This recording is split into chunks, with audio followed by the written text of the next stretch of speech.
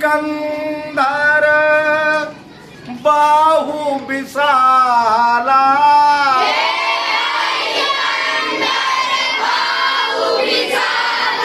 पुर अति रुचिर नागमणि माला,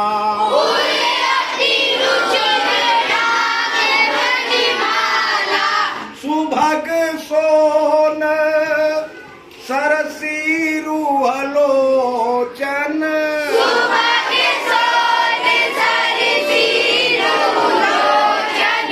बदन मयंक तापुत्रय मोचन।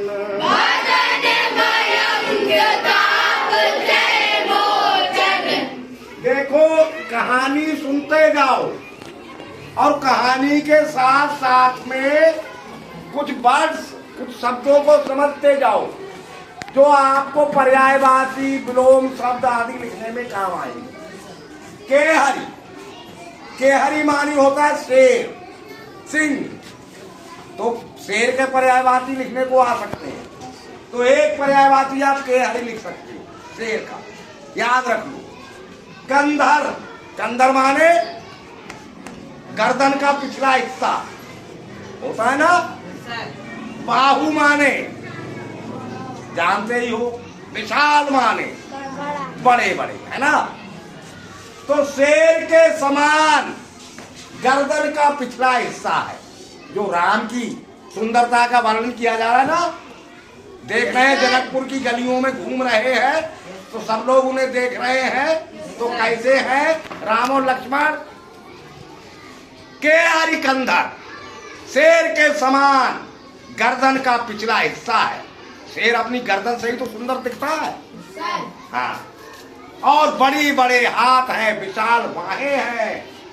उर, उर माने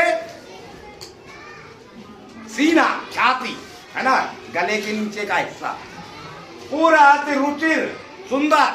नागमणि, नागों के मणियों की माला, माला पहने हुए, गले में सुंदर मणियों की माला पहने हुए हैं। गर्दन का पिछला हिस्सा शेर के समान विशाल है, बड़ी बड़ी बाहें हैं, गले में नाग की मणियों की माला है। और क्या है? सुभग सोन सरसीरु लोचन,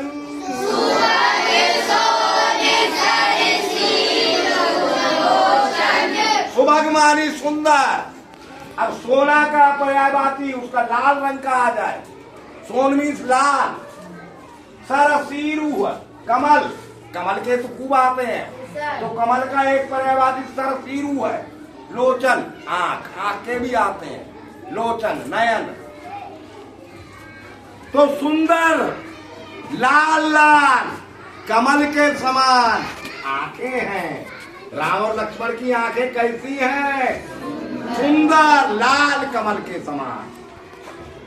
गर्दन कैसी है?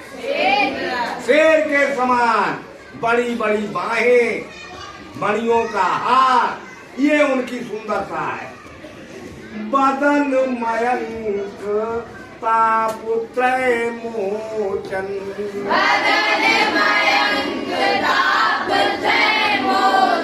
और शरीर कैसा है?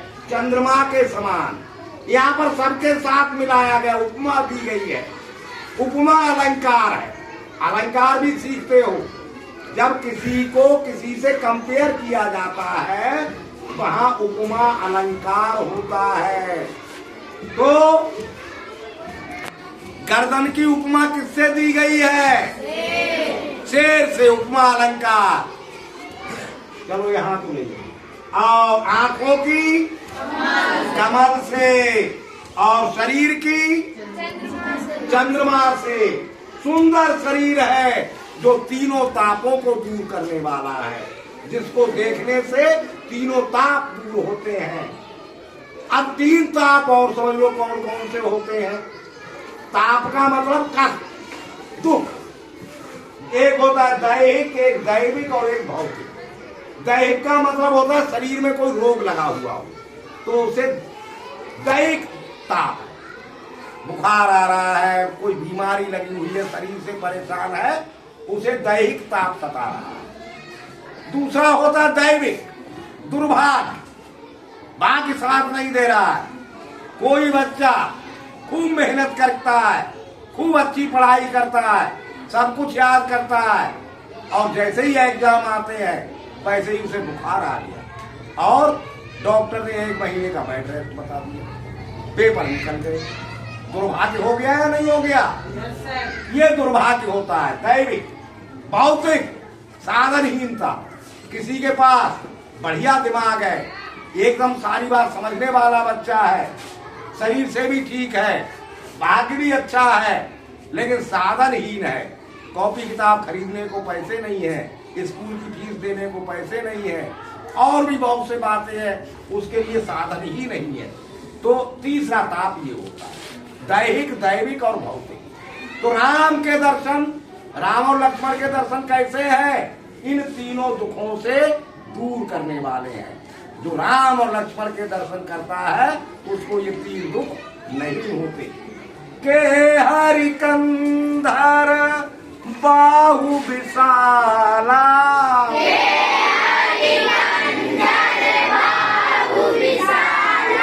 उर अति रुचिर नाग मणिमाला,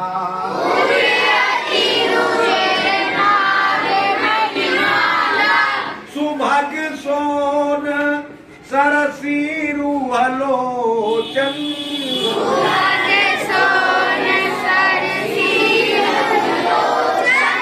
बदन मयंक तापुत्रय मोचन।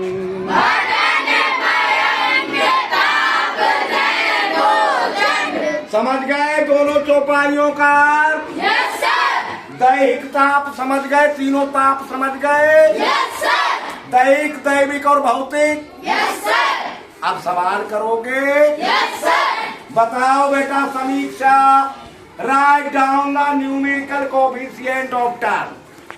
आपको कोएफिशिएंट बताना है दोनों टर्म का, वो भी न्यूमेरिकल। बताइए। 2 है और इसका -1, 2 और -1। शाबाश। बताइए। 3 है, क्योंकि 3 कॉमन है, x का भी 3 है, y का भी 3 है और z का भी 3 है। Sit down. इसमें बताइए भाई साहब। 2 तो हो गया a का, -a² b का हो गया सही। बताइए भाई साहब x² का बताइए पहले। x² का 2 दिखाई दे रहा है, फिर -1 और 2x का 2 सही हो। बताइए भाई साहब। सर 1 और 5 में 5। शाबाश। बताइए भाई साहब। 6 -1 a² b का, और 1। शाबाश। के हरिकंधर बाहु विशाला,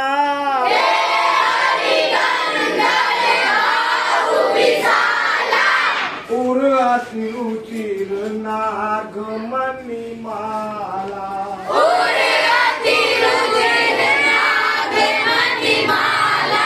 सुभग सोन सरसी रुहलोचन,